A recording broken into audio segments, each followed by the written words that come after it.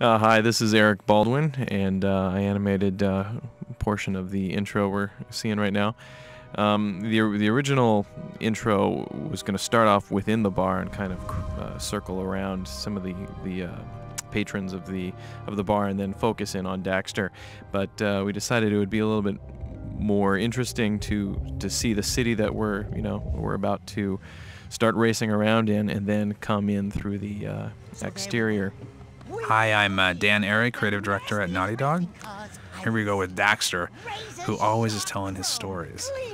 This has sort of become, we accidentally fell into this accidentally while taping Max in New York one time, where he started talking and joking around, and his storytelling ability was just something that seems to be perfect for Daxter. So here he is, sort of starting the whole story, the entire experience of where he's been for the last few weeks in this dangerous city, Crass City. And he has always, as usual, he has no idea how much trouble he's already in. Now, the interesting thing about this sequence, now that you've seen this is actually originally supposed to sort of surprise the player, the viewer, and thinking that they're listening to Daxter tell a story about something that happened in the past, and you think you're going to a flashback here and seeing what happened in the past. But as you see, as this scene develops, you'll realize that actually it's actually concurrent, and Jack's actually rushing to save Daxter because now he realizes that they're in trouble. This is Josh Scher. I'm the lead cinematic animator for Naughty Dog, and this is the most technically challenging movie that we've ever done here at Naughty Dog. One of our animators, Eric, hit upon the bright idea of doing car capture. So we were actually able to drive the cars in the game in our actual levels without having to animate them ourselves. Made a lot of the scenes much easier to do. This was our grand introduction to the character Razor, which I think was a nice departure for villains in in video games or animation. Just he was a little bit more eccentric and flamboyant. Hey everybody, it's Taylor Kurosaki at Naughty Dog. I am the dialogue editor as well as video editor. The first thing that I started off with was trying, and this is how I normally work, is try to get some music that really inspires me to cut something that I really think has the right energy and the right tempo. And in this case, I'm a big fan of the band Queens of the Stone Age, and just kind of slugged in this song you're hearing now. And I just started cutting with it, using all of these really cool angles that Josh and Eric were given to me, and wanted to put something that was fun, was high energy, aggressive, and to me that Queens of the Stone Age music really set the tone nicely.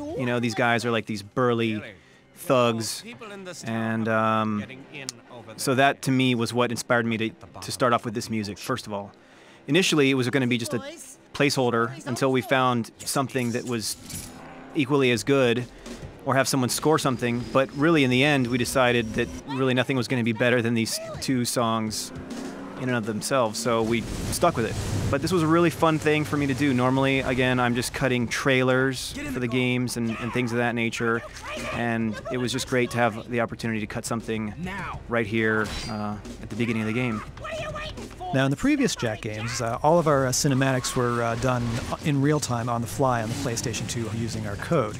Now, in Jak X, it still is. Everything is still generated in real time, and everything is still done using our code. The difference is that we are actually taking screenshots of each individual frame and then assembling them all into one MPEG movie.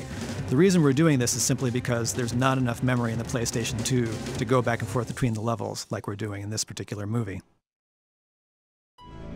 So this scene sets the stage for the main story of the game, which is, of course, why Jak, Daxter, and the rest of the gang have been coerced into racing for Crew.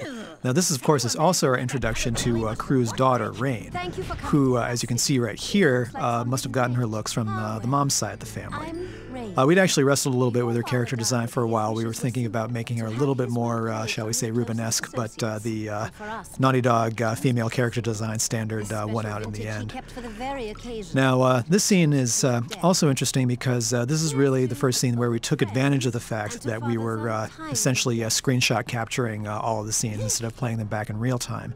And this enabled us to do a hologram effect that pretty much would have been impossible to do, or at least not look nearly as cool visual in real time on the PlayStation 2.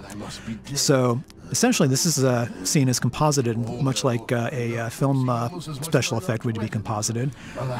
What we had to do was create two separate scenes. One scene that had all of the characters except crew in it, and then another scene that had just crew in it against a purple-black background. And what we were able to do is extract crew from the purple background and then superimpose him over the scene that you see here. Now, obviously, all these guys do not want to be working for crew because most of them worked for crew in Jak 2 and didn't find him to be a particularly savory fellow. But as crew says right here, he's put poison on all of your drinks. One of the things that we were sort of debating at the very beginning of the project was how exactly were we going to get crew to coerce everybody into working for them. And we came up with a bunch of different ideas. And ultimately, the reason I think we went with poison is because rather than something impersonal, such as, like, say, I've put a bomb somewhere, or I have secret information on you, and things like that, poison is not only deadly, but it's also much more direct and much more personal to each of these characters. So as you can see, everybody's getting pissed off at Rain, and we set up the who can we really trust in this game sort of dynamic. Now, of course, from an animation standpoint, this scene was also very challenging because, well, when you get a scene, what you're always hoping is that, one, it doesn't have too many characters in it, and two, there's not too much interaction between objects in the scene. The scene, of course, has many characters in it, and it has everybody picking up wine glasses, putting down wine glasses, sitting in chairs, standing up from chairs, and everything else like that. So it was a very challenging scene, but quite a lot of fun to work on. This is Jason Martinson's scene, and my job sometimes is to help these guys out with their staging. A lot of times at Naughty Dog, the animators choose their own way they want to approach the scene. In this case, I told Jason, look, this is the first time that these guys are going to be racing, so we need to have more energy. They need to look like that they're actually nervous. A lot of times we call these scenes bouncing heads or flapping gums, and in this case, Daxter particularly, since he doesn't really have anything going on, I told Jason, why don't you have him look up medical files, and the direction I gave him was he was literally looking up some sort of venereal disease. That way you can kind of play it off as to poison or whatever, and a lot of times subtle clues like that will give the animators an impression of what the character is going after. It doesn't necessarily have to be exactly what is on the character's mind, but something similar would be ideal. So that, I think, helped Jason out in terms of what the characters could be doing. Otherwise, because of the hitting our 30 seconds a week insanity of trying to maintain these animations, a lot of times the characters are rooted to the ground, and anytime that we can get the characters to move around, it just it helps us out with getting more life in the scene. And here's an example of the GT cam. And incidentally, this was not GT's original design. The original design was almost pre-Jak 1 era. So we had to kind of change it based on not fitting in. So that's my cut. You know, this scene was a lot of fun to do as well. There were a lot of characters in this scene, which made it really tough to do, just to kind of keep track of how and where, I mean, all the characters are, you know, how the camera's going to move around the scene, and, you know, and keep everything in context. And above that, also, there was the playing between Ashlyn and Rain. Obviously, Ashlyn hates Rain's guts, and she can care less about her. So it was interesting to play that as well. And plus, with another moment with Daxter freaking out, which is always a lot of fun to animate as well. Here had better win, or I'm gonna be very pissed and very dead. Hi, this is Eric again. This scene, I look back on as one of my more favorite scenes to work on, just because of the performance between Jak and Razor. Even though Jak doesn't have much speaking part, it's, you know, the tension that's being built up, and the performance we got from Razor was good. So that is always better to animate to. So I got to try to just really show his personality through his menacing behavior, but he's also trying to sound like he's you know, somewhat friendly, even though it's very thinly veiled. It kind of breaks it right here. But again, it was you know, just really a scene to kind of show his personality and these two characters butting heads. And it was also fun to do Daxter's little one-liner in there, as short as it was.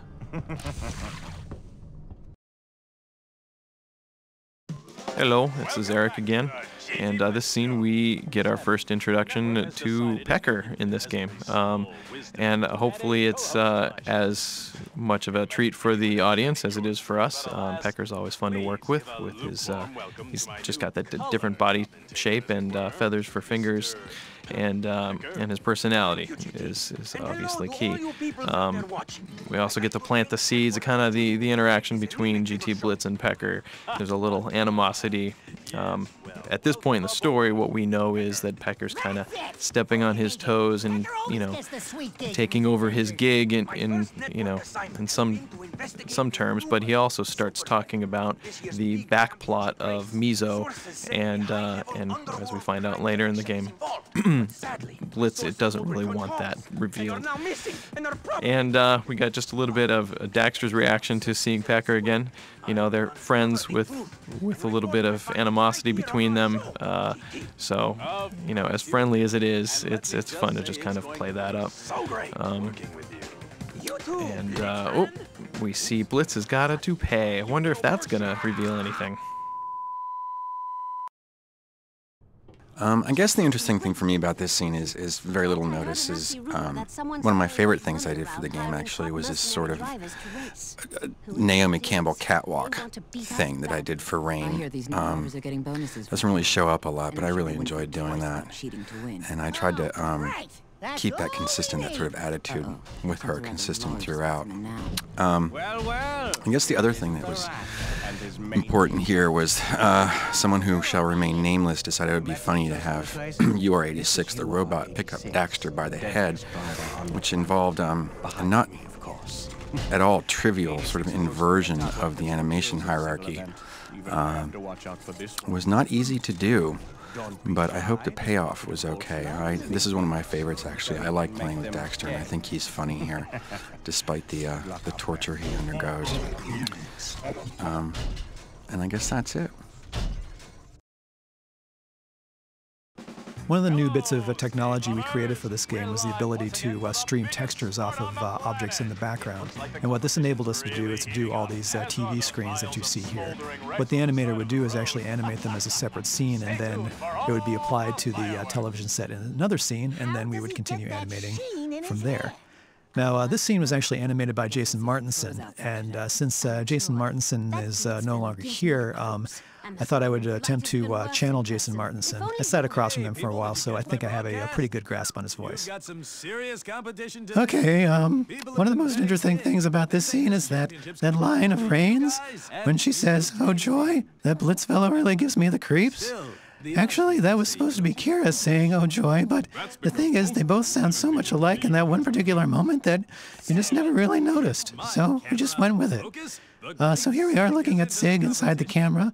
Blitz is always surrounded by his cameras, and so wherever he goes, the cameras go with him. And so once he leaves, the cameras leave with him. Thank you, Jason. That was very informative. You're welcome. See you around sometime? Yeah, sure. So anyway, here comes Sig, who is the only one who is smart enough not to go to the crew meeting. We had actually talked about the fact that he was here after having received a care package from crew posthumously, but then we just decided that at least one character needs to be smart enough not to drink the poison. This is Josh again. This is actually one of my favorite scenes that I animated in the game because GT Blitz and Pecker are both such dynamic characters, and they're butting heads all the time. It's kind of like immovable object meets unstoppable force. The other fun thing I had to do with this scene is I got to pull some images from the Jak archives. That one of Jak fending off Kira and Ashlyn, of course, was one I made up specifically for the scene. The other fun thing about using still images is that it means less for me to actually animate. Yay! This is one of my favorite bits with the shaky cam and Pecker and GT Blitz sort of fighting for the camera here. My wife says I make that face sometimes when I'm unhappy. And just lots of fun animation. And of course, you know, I have to throw an obscene gesture into the game at some point, so here it is. This was a scene that was animated by Greg Griffith. Just so we made sure we made all the old Jak fans happy, we made sure Kira was definitely in the scenes a lot more in a few of the scenes, and we heard a lot of issues about people wanting Kira more into the story and into the game, so we did that. And so you get lots of that, and of course Daddy's there as well.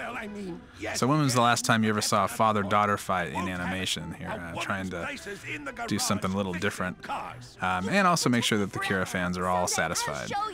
One of the things about Kira that's interesting in all this whole story, when we started doing the Jak X story, basically, we wanted to kind of figure out a way to have the plot and all of these issues, these personal issues, actually interesting enough that they could also be resolved on the track. And so Kira wanting to race was just a perfect example where she's always sort of helping Jak out, giving him tools and weapons and things. And for the first time, she's really pushing back and growing up and saying to her father that she wants to get out there with the boys and mix it up. So we knew that this was one of the smaller plots that could actually be resolved on the track. And a lot of the issues with Jak X was how do we make these plot points get resolved on the track, which was really challenging. But overall, we wanted to make sure that a genre that's traditionally light on story, like a racing genre, could actually for the first time have some emotional impact based on story and have a narrative that really makes you interested in racing, not just to race for the fun of it all, but to actually get out there and see what happens next.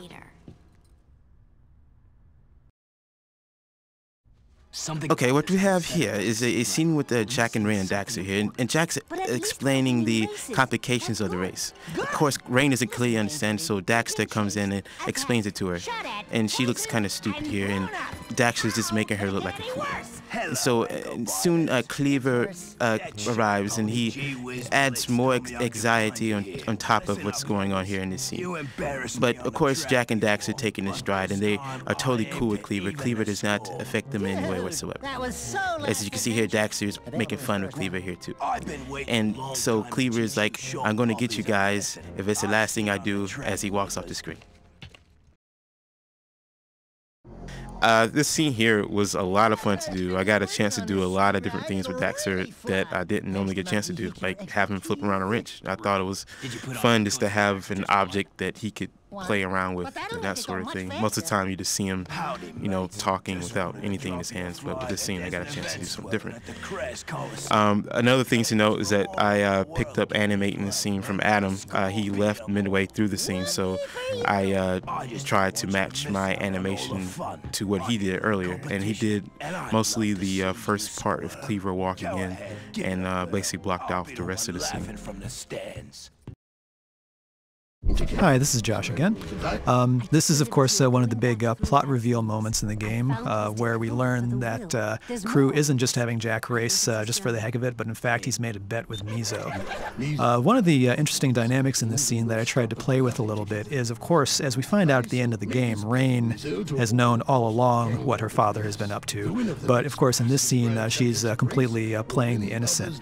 So at the very beginning of the scene, when Jax walks in, she's actually watching the hologram already, and the implication is that Jak has actually interrupted her, but the way that she plays it off is she's just like, oh, you know, I just happen to be going through my dad's things. So I tried to leave that fairly ambiguous.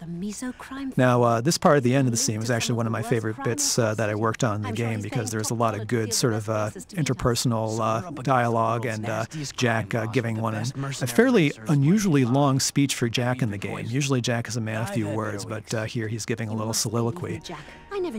And, you know, getting a little bit of contact between the two different characters. And Jak, you know, being the sap that he is, moves in to comfort Rain. I'm out there with you. So this is kind of an interesting scene we put together. We wanted to sort of continue to show Rain and Jak having their relationship and their kind of strange difficulty that they had with each other. They kind of were attracted, and yet they had other issues. And of course, always Blitz being in the middle of all of this. But in this case, he's really coming on strong with his show right there in front of him. The rat's finally coming up. So the idea behind this again was that as Jak has been winning the races, that suddenly Mizo realizes he's going to lose, and so he's trying to offer a deal to try to broker a possible settlement before Jak wins. And the excitement about this whole thing, of course, as you know, was setting this up was that obviously Mizo and Blitz are the same person. So we're just trying to give you a little bit of foreshadowing with the tattoos on the top of Mizo's head. You'll understand what those are all about later with the whole toupee. So yeah, Blitz is understandably surprised that Jak didn't take the offer, but that's Jak for you. He's a hero. He's going to fight to the end. And Daxter, he's not happy about any of it. Here's another scene with GT Blitz, sort of more of a quiet, intimate scene, considering we have so many flamboyant scenes with him. This is him a little bit in a much more toned-down manner. We wanted to kind of show both sides of him. What's interesting about this scene, actually, is this kind of giving you a tip of the iceberg of a much bigger plot element that we had to sort of excise slowly from the game. We just didn't have, we had too much going on, and we didn't have enough on-screen time for everything. Actually, GT's father, this whole issue and the idea of referencing his father was really because we were going to actually expand on the idea that there was sort of a plot going on and some red herrings that people wondered who had actually killed him, who had killed GT's father. It turns out GT did. So this was going to be both a red herring and a surprise in the story. The thing I like was enjoyable about doing this scene was this sort of playing with the ambush journalism notion of GT walking in with a set of cameras and sort of surprising everybody with this sort of reality show, secret revealing moment. And wouldn't the journalists of today love to have objects like these floating around? I think it's rather unfortunate that Jak comes off not looking too good in this. There's really no way to get around that he lied to everybody. But it was fun to do, and I like putting GT's face in the camera like this. I think he's a fun character, despite everything. And once again, I get to do a little bit of Who are you? Little princess catwalking with Rain here, and a little bit of attitude with her, which I kind of like. Right there, and I love this moment of hers. You wouldn't understand. As if we haven't all seen that from somebody somewhere. I'm used to taking care of myself. Welcome everyone to the final yes, this scene here took some time to do. It was a lot of fun. Another scene with all the characters here, and this dynamic is the last final boss race here, and we're going to go into the race. And we see Blitz here talking about the race and that sort of thing. I think what I was trying to show was the, you know, the anxiety on the faces of the characters, and you know, the inner conflict between Rain and Ashland, and then Crew shows up to show that much more on top of it. And I think I did a pretty good job. You know, I approach these scenes with a sort of necessity, you know, the urge to animate, and I think I enjoy that very much. Got your back, Jak. And I've got yours. At this point, you can see Jak scolding Rain a little there, and Kira, you're not going. at the end of the scene, everybody comes together and says, "Hey, we're going to do this for the better of all of us and for all better good." Let's do this. And hopefully, they will succeed. Right in the groin. Let's make Mizo pay. Hi, this is Eric again, and this is the first part of the outro. There's a challenge in staging this in that when Blitz comes up to the crowd at the end, he has to be oblivious to the cameras being on him. So as he reveals his whole grand scheme and plan, he has to, you know, feel safe in that. So when I staged the beginning, I had these crane shots, or the helicopter point of view, almost showing, you know, their relative situation, their relative positioning on the stage, which is the death drum here. And Blitz comes up and has his big reveal that he's Mizo. There was an element in the script that we ended up opting not to use, where the Mizo part of his personality was actually kind of a split personality, and he had a little dialogue with himself as he, you know, was resolving that. It just seemed to be a little bit too complicated to explain and present in such a short scene.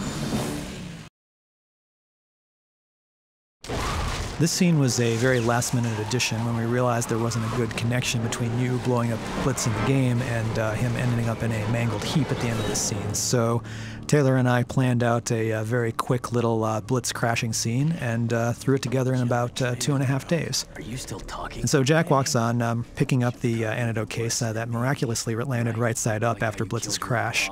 And why not? Now this scene is interesting to me because the way that Blitz taunts Jack as Jack is walking off is by referencing the fact that Jack left Damus behind at the end of Jak 3, and also, frankly, left behind the Baron at the end of Jak 2, which is why Jack looks a little bit sad as he walks off here, and then, you know, Blitz blows into 1,000 pieces. So this is the outro, and we wanted to, again, try to bring in more energy to these scenes, given our 20 seconds a week mandate, which always goes into 30 seconds a week, of course. So one of the things that I enjoy tremendously as an animator who no longer can animate because I'm doing production designs and whatnot at Naughty Dog is setting up the camera staging. I really get into that, and in this scene I had a great time getting in there and choosing the camera angles. For a lot of the shots, for example, in this one, I want to make sure that we have an upshot on crew, as we have established throughout the production, to give him more presence and more weight. And in this case, he's looking down on him. And then we want to get more of a personal view, so that we cut back to them. And anytime that we cut to the characters, I'm trying to minimize the number of times we cut. So in a few cases, we actually combine the camera shots. Here, Dan Fowler actually animated this sequence, and the idea was, now that we see Rain in her new presence, we kind of get closer into her head and see what she's really thinking about. And we also want to, I thought it'd be really cool to bookend the way she drives off into the sunset, the way we see it in the intro. And back to Josh animating here, and Josh had the hard task of coming up with the kiss shot, and anytime polygonal characters kiss, it never looks right. And his take on this was that, you know, it's Daxter has actually prevented them from kissing so many times that you have to do it like that.